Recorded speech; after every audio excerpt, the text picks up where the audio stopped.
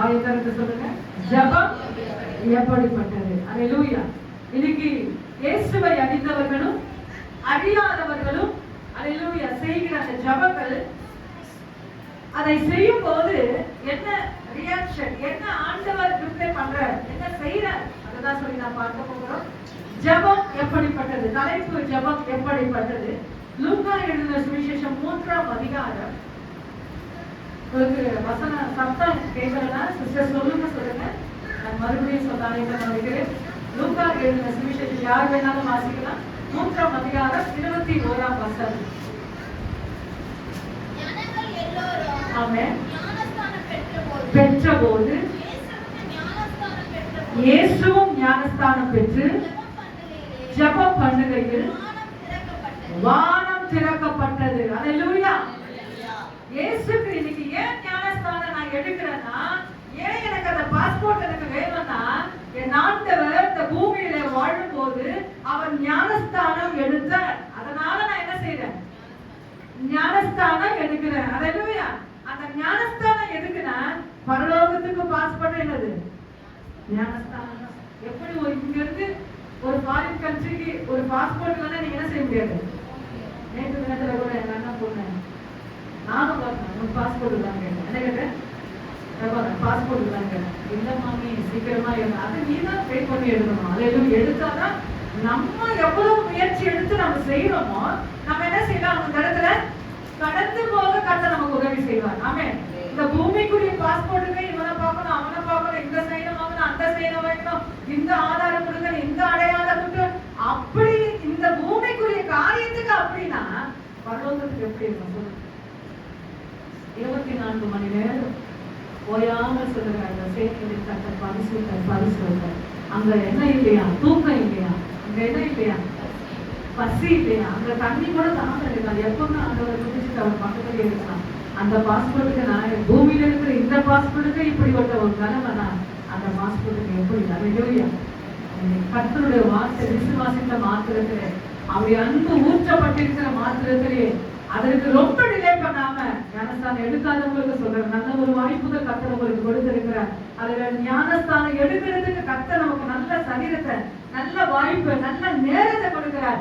அதை நாம் பயன்படுத்திக் கொள்ளும் போது கர்த்தர் நம்மை ஆசீர்வதிப்பார். ஏன் ஞானஸ்தானம் எடுக்கணும்னா, என் ஆண்டவர் இந்த பூமியில என்ன பண்ணிட்டாரு, ஞானஸ்தானம் எடுத்தார். எடுத்த மாத்திரத்துல என்ன செஞ்சாருன்னா, வானத்தை பார்த்து ஜெபம் பண்ணானா, ஜெபம் பண்ணின போது வானம் திறக்கப்பட்டது. அல்லேலூயா. தேவகுமாரங்க, அவர் 100% தேவகுமாரன், 100% மனிதனாக இருந்தார். அல்லேலூயா. மனுஷ தன்மையாக இருந்தார். அவருக்கே அல்லேலூயா அந்த மாதிரி இருக்குமானா நமக்கு எப்படி. இன்னொரு சந்தர்ப்பம் பைபிள் படிச்சவங்களுக்கு தெரியும். எலியா சொல்ற, என்னை கேட்டருளும், என்னை கேட்டருளும் என்ற, என்ன சொல்ற, என்னை கேட்டருளும், என்னை கேட்டருளும் என்ற. என்ன உடனே என்ன வானத்துல இருந்து என்ன வந்துதான், அக்கினி வந்தது. வானத்துல இருந்து அக்கினி வந்து எதை பட்சித்து போட்டது, கற்கள்.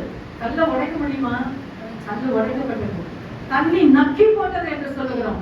இந்த ஜபத்தை எங்க நீங்க எழுதுக்கலாம்னா, எனக்கு விரோதமாய் உருவாக்கப்படுகிற எந்த மாந்திரிக சக்தியா இருந்தாலும், அது செய்வினையுடைய கிரிகளா இருந்தாலும், அது நக்கி போடுமாண்டவரே, முறையாவே கொண்டு முறையாக்கினை கொண்டு ஆண்டவர் நக்கி போடுவீராக என்று நாம் அந்த ஜபத்தை நாம் செய்யும் போது நிச்சயமாக அதை நாம மேற்கொள்ள முடியாது, நாம் தான் அதை மேற்கொள்ள முடியும். அல்லேலூயா.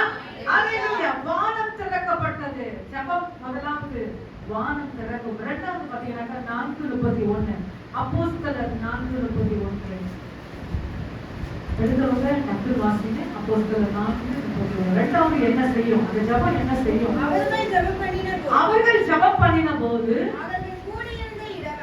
அவர்கள் கூடியிருந்த இடம் அசைந்தது. அவர்கள் எல்லாரும் நிரப்பப்பட்டு அல்லேலூயா, பிரைஸ் தி லார்ட். அவர்கள் கூடியிருந்த இடம் என்னாச்சு, நம்மளே அசையல, நம்ம இருக்கிற இடம் எப்படி ஆகும், நாமே அசைய முடியல. அப்ப நம்ம கூடி இருக்கிற இடம் எப்படி இருக்கும், அசையணும். நம்ம அசையணும், தேவனுக்காக அசையணும். இந்த இடத்துல என்ன, வீட்டுல போய் வாசித்து பாருங்க. எப்பவுமே ஒரு வசனத்தை வாசிக்கும் போது மேல என்ன செய்யணும், வாசிக்கணும். அந்த மேல என்ன சொல்லப்பட்டதுன்னா, தைரியமாக ஒருவர். அல்லேலூயா.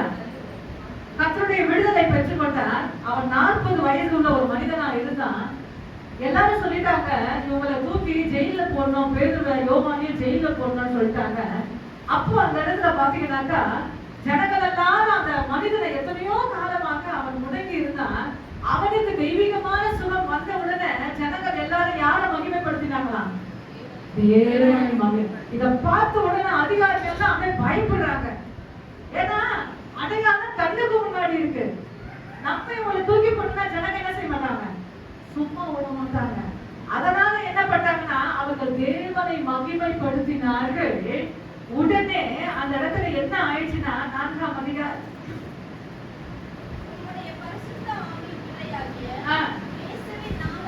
இயேசுவின் நாமத்தினாலே ஆமென். இந்த இடத்துல பாத்தீங்கன்னாக்கா அற்புதமாக சுத்தமாக்கப்பட்ட மனுஷன் அவங்க முன்னாடி இருக்கிறதுனால அந்த ராஜாக்கள் ஒண்ணுமே பேச முடியல. அப்போ அங்க இருக்கிற ஒரு விசுவாச கூட்டம் என்ன செய்யுதுன்னா உடனே ஜெபிக்க உட்கார்ந்தாங்க. என்ன செய்யறாங்கன்னா அங்க அடையாளம் நடந்துச்சு, அங்க அற்புதம் நடந்துச்சு 4ஆம் அதிகாரத்துல. அப்போ ஜனங்கள் எல்லாம் மகிமைப்படுத்துறாங்க. அதுல தெரிந்து கொள்ள கூட்டம் அதான் ஆண்டவர் சொல்றாரு, அழைக்கப்பட்டவர்கள் அனைவர் சிலர் எல்லாரும் மகிமைப்படுத்துறாங்க. அதுல யார் ஆண்டவர் தெரிந்து கொண்டாங்களோ அப்படியே முட்டி போட்டு ஜெபிக்க போறாங்க. ஜெபிக்கிற உடனே என்ன சொல்றாங்களா, ஆண்டவரே இந்த இடத்துல ஆண்டவர் அற்புதம் செஞ்சுட்டீங்க, இன்னும் வசனத்தை என் ஊழியக்காரங்க என்ன செய்யணும்? தைரியமா சொல்லணும். எதற்கும் அவர்கள் அஞ்சக்கூடாது என்று சொல்லி அவர்கள் அந்த இடத்துல ஜெபிக்கும் போது விசுவாசிகள் அந்த இருக்கிற அந்த பேஸ்மெண்ட், அந்த அவர்கள் சுற்றிலுமா இருக்கிற அந்த கதவுகள், அந்த கேட் எல்லாமே என்ன ஆயிடுச்சு? ஒரு அசைவான ஒரு உண்டாக்கிறார். நீங்க அசைவு இருக்கிறத நம்முடைய ஜபங்களில் என்ன வந்து அசைவு இருக்கணும். அதுதான் அதிகமா உங்களுக்கு ஒரு அபிஷேக பகுதி ஆராதனையில சொல்றேன். நீங்க கையை தட்டி, நீங்க கட்டவிழ்க்கப்பட்டு ரொம்ப கையை தட்டி, கையை தட்டாம அப்படியே கட்டி போட்டாம இருந்தீங்கன்னா நிச்சயமா அதை நீங்க பெற்றுக்கொள்ள முடியாது. அதை உங்களால அனுபவிக்க முடியாது. அந்த வல்லமை, அந்த பிரசனத்தையும் உங்களை முற்றிலுமாக அதை இயேசுவின் நாமத்தினால அதை நீங்கள் எடுத்துக்கொள்ள முடியாது. அதான் கையை தட்டுங்க, வாயை திறந்து பாடுங்க சொல்லி உங்களுக்கு அந்த அபிஷேக நேரத்துக்கு நான் சொல்றேன். மறைவான ஆவிகள், மறைவான கிரிகள் உங்களை விட்டு இயேசுவின் நாமத்தினால அது விலகி போகும்.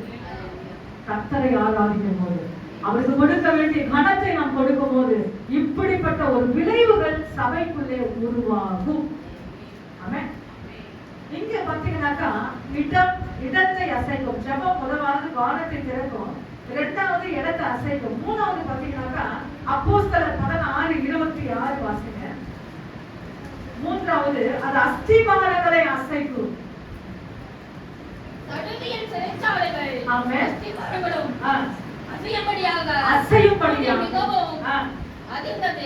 உடனே கதவுகள் எல்லாம் திறந்தது.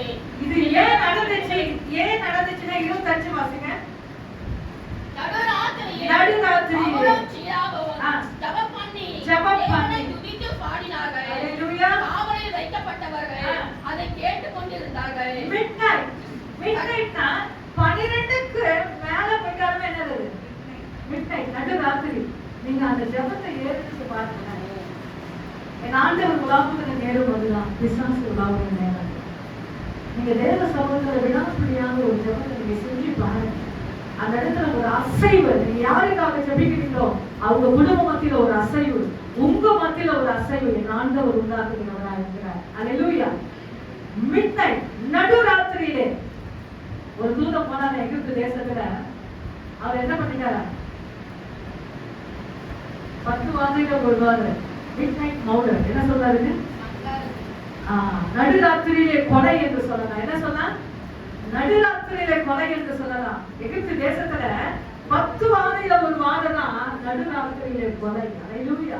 சந்தான தூதன் எங்கெல்லாம் அவருடைய ரத்தம் இல்லையோ அங்கெல்லாம் என்ன ஆயிடுச்சு? அழுகுரல் கேட்கப்பட்டதா. அல்லேலூயா. இன்னைக்கு நம்முடைய கூட்டாளத்துல ஆண்டவருடைய ரத்தம் பூசப்பட்டு இருக்க வேண்டும். அல்லேலூயா. அப்படி பூசப்படும் போது சத்துருவுக்கு அந்த இடங்களில் அதிகாரம் இல்லை, வியாதிக்கு அந்த இடங்களில் அதிகாரம் இல்லை, கண்ணீருக்கு அந்த இடங்களில் அதிகாரம் இல்லை. கர்த்தருடைய ரத்தத்தை வாயினாலேயோ உங்களுடைய கரங்களில் இருக்கிற அந்த தண்ணீர் மூலமாக நீங்க விசுவாசத்தோடு தெளிக்கும் போது அந்த இடங்களில் அழுகுரல் சத்தம் இல்லை, தெய்வீகமான சந்தோஷத்தின் சத்தத்தை ஆண்டவர் உண்டாக்குகிறார். மூன்றாவது பாத்தீங்கன்னாக்கா அஸ்திபாரங்களை அசைக்க. இந்த சூழ்நிலை எத்தனை பேருக்கு புரியுது? அப்போஸ்தலர் 16ஆம் அதிகாரத்துல 25ஆம் வசனம் 26ஆம் வசனம் ரொம்ப முக்கியமான வசனம். இன்னைக்கு நம்ம கூடாரத்துல நம்ம நல்லா 3 வேளை சாப்பிடுறோம், நல்லா முடிக்கிறோம், நல்லதுதான், நல்ல ஆண்டவர் நம்ம வச்சிருக்கிறாரு. ஆனா நமக்குன்னு ஒரு ஜெப நேரம் இருக்கா? நமக்குன்னு ஒரு ஜெப நேரம் இருக்கா? ரொம்ப கவனிங்க. 3 வேளை சாப்பிடணும், நம்ம என்ன செய்ய முடியாது? ஒரு நைட்டு சாப்பிடணும் கூட என்ன செய்ய முடியாது? தூக்கம் வராது. சில பேர் சொல்றாங்க டிஃபன் சாப்பிட்டா எனக்கு தான் வராது. ஒரு சிஸ்டர் சொல்றாங்க டிஃபன் சாப்பிட்டா எனக்கு தான் வராது, சாப்பாடு சாப்பிட்டா எனக்கு தான் வரும், என்னை மறந்து நான் தூங்குவேன். அல்லேலூயா. அத மாதிரி இந்த பைபிள் படிக்கிறவங்க எனக்கு தூக்கம் வராதுன்னு சொல்ல முடியுமா? வேதத்தை நேசிக்கிறவர்களுக்கு மிகுந்த சமாதானம் உண்டு. என்கிட்ட வரவங்களுக்கு நல்லா சொல்லுவேன், நாங்க வாயை திறந்த பைபிளை படிங்க, வாயை திறந்த பாட்டு பாடுங்க. உன் புருஷன் கேட்கட்டும், உன் பிள்ளைங்க கேட்கட்டும், உன் மனைவி கேட்கட்டும். கர்த்தரை நேசிக்கிற அந்த நேசம், நீ எதற்கு ஜெபிக்கிறாயோ அந்த ஜெபம் யாரை கேட்கணும்? நம்ம உற்றார் உறவினர், நம்மளுடைய ரத்த பரம்பெல்லாம் கேட்கணும். அல்லேலூயா. இந்த ஜெபம் எப்ப தொடனா? அவங்க யோசிக்கும் போது இந்த ஜெபம் அவங்க தொடரும். அல்லேலூயா. சும்மா சாதாரண நினைக்காதீங்க. நீங்க ஜெபிக்கிற ஜெபங்களும் நீங்க பாடுகிற பாடல்களும் சும்மா சாதாரணமானது இல்லை. அல்லேலூயா. அதிகமான ஒரு எழுப்புதல் இயேசுவின் நாமத்தினால உருவாக்கக்கூடியதா இருக்கிறது. இங்க அஸ்திபாரங்களை அசைத்தது. அடுத்து நாம வாசிக்க போகிறோம். இது ரொம்ப சுவாரஸ்யமானது. அப்போஸ்தலர் 5ஆம் அதிகாரம் 19 வாசிங்க. கர்த்தருடைய தூதன் ஆமென். ராத்திரியிலேயே சிறைச்சாலையின் கதவுகளை திறந்து அவர்கள் வெளியே கொண்டு வந்து, நீங்கள் போய் தேவாலயத்திலே நின்று இந்த ஜீவ வார்த்தைகளை எல்லாவற்றையும் ஜனங்களுக்கு சொல்லுங்கள் என்றான். ஆமென். அல்லேலூயா. அப்போஸ்தலர் முன் வசனத்துல பாத்தீங்கன்னாக்கா அப்போஸ்தலர் சீஷர்களை என்ன செஞ்சிட்டாங்கன்னா ஜெயில்ல போட்டாங்கன்னா, போட்ட உடனே ஆண்டவர் சும்மா இருப்பாரா? சும்மாவே இருக்க மாட்டார். அல்லேலூயா. அதான் ஆண்டவர் சொல்றாரு, நான் எங்க இருக்கிறேனோ என் ஊழியக்காரர் அங்க இருக்கான்னு சொல்றாங்க. அதனால சிறு சிறு ஊழியத்தை செய்யுங்க. மற்றவர்களுக்காக ஜெபிக்கிற ஜபத்துல வந்து கலந்து கொள்ளுங்க. அமாவாசை ஜபத்துக்கு வாங்க, ஊழியத்துக்கு வாங்கன்னு சொல்லி ஏன் சொல்றேன்னா, சின்ன சின்ன ஊழியம் செய்யும் போது அவர் பக்கத்துல நீங்க என்ன செய்வீங்க? உட்காந்துருவீங்க. பிள்ளைகளுக்கு செய்வது நல்லது, புருஷனுக்கு செய்வது நல்லது இல்லை என்று சொல்லவில்லை. அதை விட மேலான ஒரு ஊழியம் தான் என் ஆண்டவருக்கு செய்கிற ஊழியம். அல்லேலூயா. ஆண்டவர் சொல்லுகிறார், அல்லேலூயா, என் நாமத்தின் நிமித்தம் ஒரு கலசனை தண்ணி கொடுத்தீங்கன்னா அது அவர் நாமத்தின் நிமித்தம் கொடுக்கிறதுனால என்ன செய்வார் ஆண்டவர்? ஆசீர்வதிக்கிறது மட்டும் இல்லை, என்ன செய்யறார்? திரும்ப கொடுக்கிறார். அவர் கடனாளி அல்ல, யாருக்கும் ஒரு கடனாளி இல்லை. நீ செஞ்சா உடனே ரிப்ளை கொடுக்கிறார். அல்லேலூயா. அனுபவிச்சு பாருங்க, நீங்க அனுபவிச்சு பாருங்க, அந்த வசனத்தை அனுபவிச்சு அதை செஞ்சு பாருங்க. ஆண்டவர் எப்படி ரிப்ளை கொடுக்கிறாரு பாருங்க, அவருடைய ரியாக்ஷன் எப்படி இருக்கு பாருங்க. நிச்சயமாக அவர் யாருக்கும் கடனான தேவன் அல்ல, கடனாளி அல்ல, உடனே கொடுக்கிறார். அடுத்து நாங்க வாசிக்க போகிறோம். அப்போஸ்தலர் 4ஆம் அதிகாரம் 21ஆம் வசனம். நான் வாசித்த அதே சப்ஜெக்ட் தான். அப்போஸ்தலர் 4. இந்த 4வது குறிப்புக்கு பாத்தீங்கன்னாக்கா கதவுகள் திறக்கும். அந்த ஜெபம் எப்படிப்பட்டதுன்னா, முதலாவது வானத்தை திறக்கும், இடத்தை அசைக்கும், அஸ்திபாரங்களை அசைக்கும், 4வது கதவுகளை திறக்கும். நடந்த சங்கதிகளை குறித்து 5வது பாத்தீங்கன்னாக்கா, ஒரு நிமிஷம் சிஸ்டர், அந்த சப்ஜெக்ட் எழுதுறவங்க சொல்லிடுறேன். எதிரிகளை அசைக்கும். 5வது பாத்தீங்கன்னாக்கா எதிரிகளை அசைக்கும். 4:21 வாசிங்க. நடந்த சங்கதிகளை குறித்து எல்லாரும் தேவனை மகிமைப்படுத்தி பயந்து அவர்கள் தண்டிக்க பகையை கொண்டவர்கள் காணாமல் அவர்களையும் பயமுறுத்தி விட்டார்கள். எதிரிகளை அசைக்கும். இந்த ஜெபம் என்ன செய்யுமா? எதிரிகளை அசைக்க. ஜெபிச்சு பாருங்க. அல்லேலூயா. அந்த எதிரிகளுக்காக ஒரு ஜெபத்தை ஏறெடுங்க. இந்த இடத்துல ஒரு மனுஷன் சுகமாக்கப்பட்டா கண்ணுக்கு முன்னாடி நிக்கிறா. எல்லாரும் தேவனை என்ன செய்யறாங்க? மகி இவ்வளவு நாளா ரொம்ப முடங்கி இருந்தாங்க, கர்த்தர் அவங்க சுகம் கொடுக்கிறாங்க சொல்லி எல்லாரும் ஆண்டவரை வணங்குறாங்க. இத பார்த்த உடனே பிரதான ஆசாரியர்களாக எதிரிகள் என்ன செஞ்சுட்டாங்கன்னா, ஊழியக்காரர்களை பயமுறுத்தி விட்டு விட்டாங்க. என்ன பண்ணிட்டாங்க? இனி பண்ணாத, சும்மா சாதாரணமா என்ன சொல்றாங்க, இனி பண்ணாதன்னு சொல்லி பேதுருவையும் யோவானையும் பயமுறுத்தி விட்டு விட்டார்கள். அப்படிப்பட்ட ஒரு பயம் எதிரிகளுக்குள் வர வேண்டும் என்றால் நாம் ஜெபிக்க வேண்டும். இந்த மாதிரி பயம் எதிரிகளுக்குள்ளே கடந்து போக வேண்டும் என்றால் நீங்களும் நானும் என்ன செய்யணும்? ஜெபம் என்ற போர் ஆயுதத்தை அவர்கள் மத்தியில ஒரு அசைவை உண்டாக்கும். அல்லேலூயா. அடுத்ததாக வாசிக்க போகிறோம். ரொம்ப முக்கியமானது 6வது, தூதனை கொண்டு வரும். அப்போஸ்தலர் 12 உபவாச ஜெபத்துல இந்த வசனத்தை நம்ம தியானம் பண்ணினோம். அப்போஸ்தலர் 12 7ஆம் வசனம் வாசிங்க. அப்பொழுது கர்த்தருடைய தூதனானவர் அங்கு வந்து நின்று அறையின் வெளிச்சமும் பிரகாசத்தையும் அவன் பேதுருவை விழாவிலே தட்டி சீக்கிரமாய் எழுந்திரு என்று அவனை எழுப்பினான். உடனே சங்கிலிகள் அவன் கையில் இருந்து விழுந்தது. இப்ப பேதுருவை ஜெயில போட்டாங்க. ஜெயில போட்டா என்ன செய்யணும்? தூக்கம் வருமா? சொல்லுங்க, என்ன பார்த்து பேசணும். ஜெயில போட்டா தூக்கம் வருமா வராதா? கொசு உங்களை தூக்க விடுமா? உங்க சிந்தனை உங்களை தூக்க விடுமா? எந்த சூழ்நிலையில் நீங்க வந்திருக்கீங்களோ அந்த இடத்துல என்ன செய்யும்? உங்களுக்கு தூக்கம் வராது. இந்த இடத்துல பேதுரு தூங்குறாரு. இந்த எக்ஸசைஸ் அவங்க எங்கிருந்து வாங்கிட்டா தெரியுங்களா? இதனுடைய அனுபவத்தை யாருக்கிட்ட வாங்கினா தெரியுங்களா?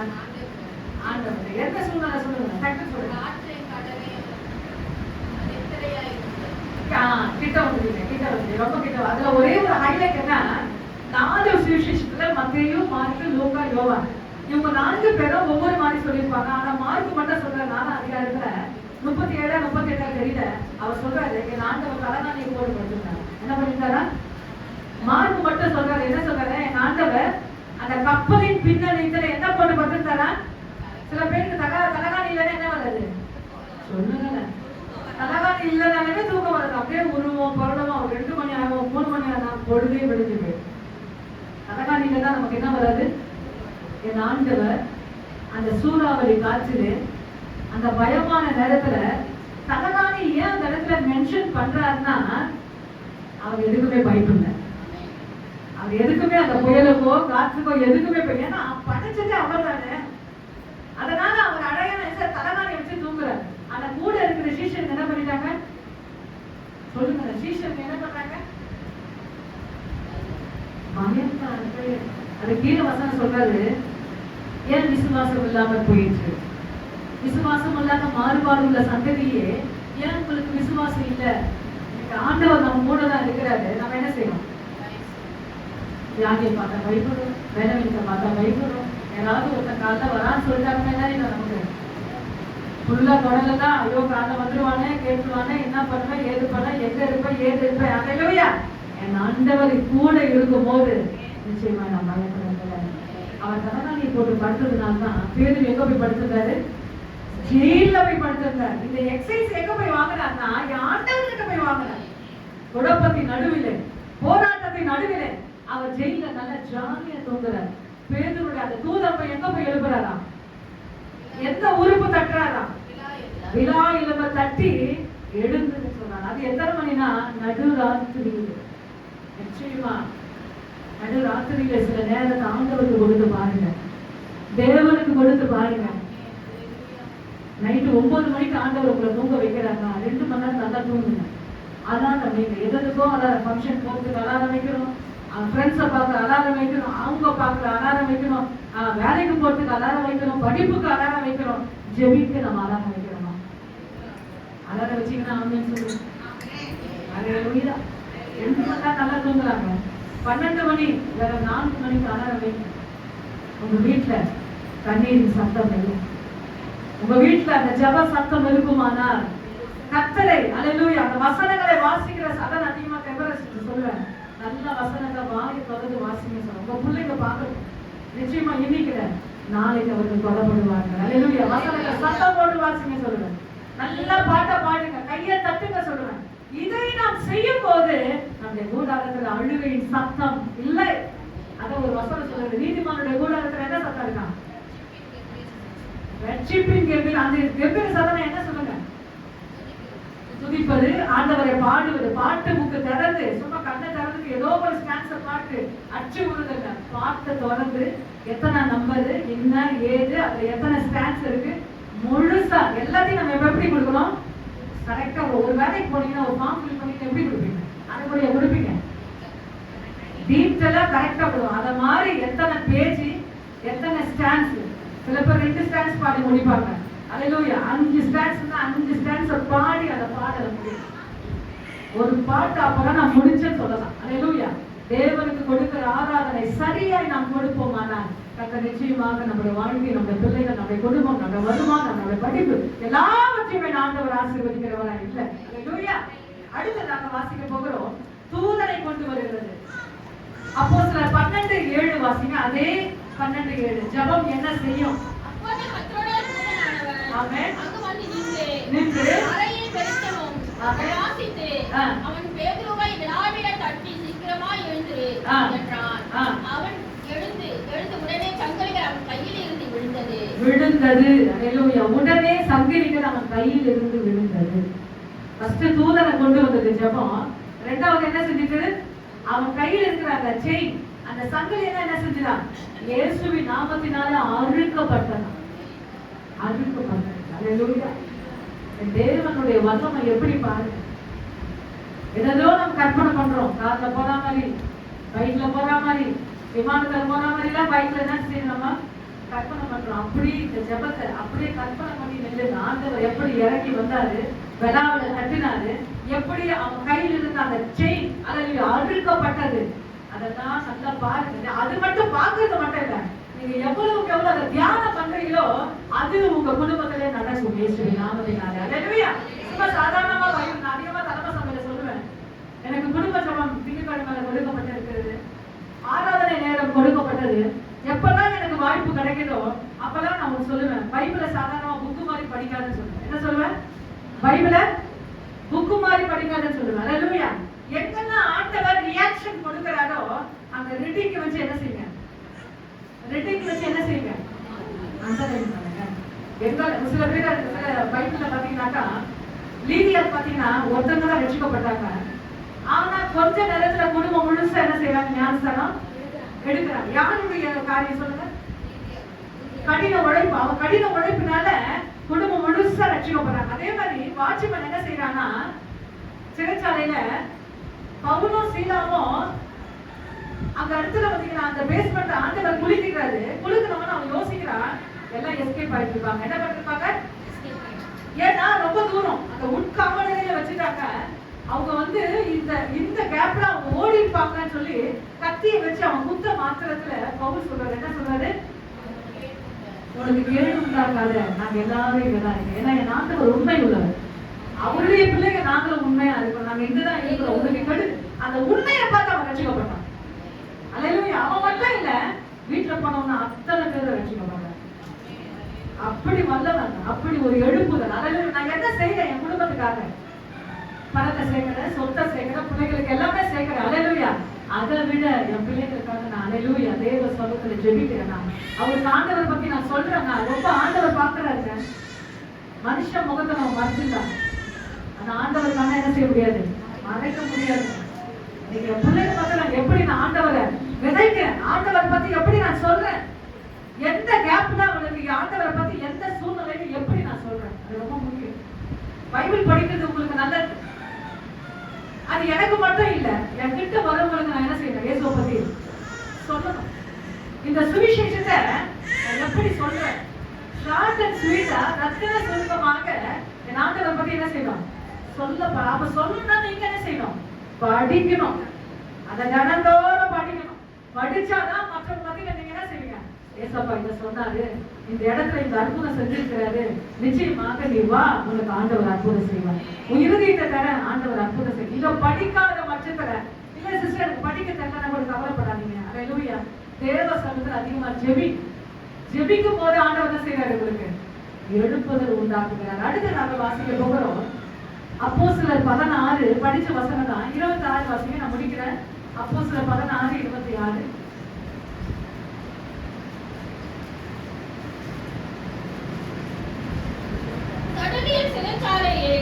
அஸ்திவாரங்கள் அசையும்படியாக பூமி மிகவும் அதிர்ந்தது.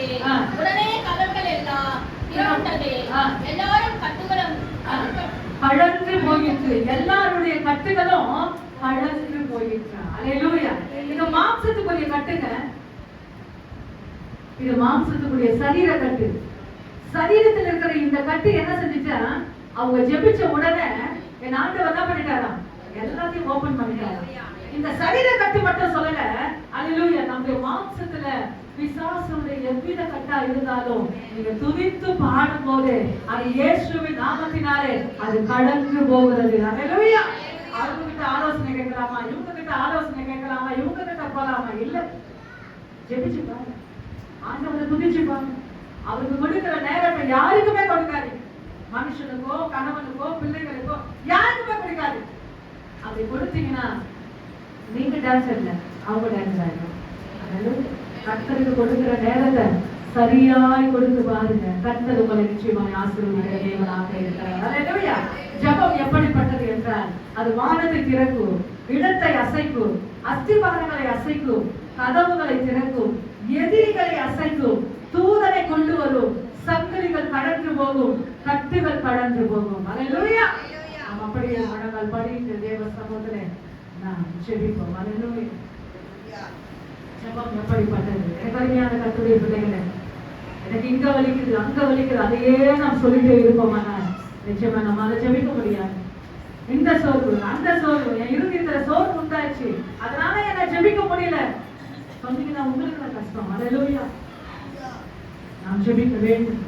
ஆண்டவர் ஜெபம் பண்ணின உடனே வானம் திறக்கப்பட்டது. எலியா ஜெபிச்ச உடனே வானத்தை திறந்து என் ஆண்டவர் அக்கினியை ஊற்றினார். நேரத்தை கொடுங்க, கர்த்தருக்கு கொடுக்க வேண்டிய நேரத்தை கொடுங்க. அசைவம் உண்டாக்குகிறவர் அவர்.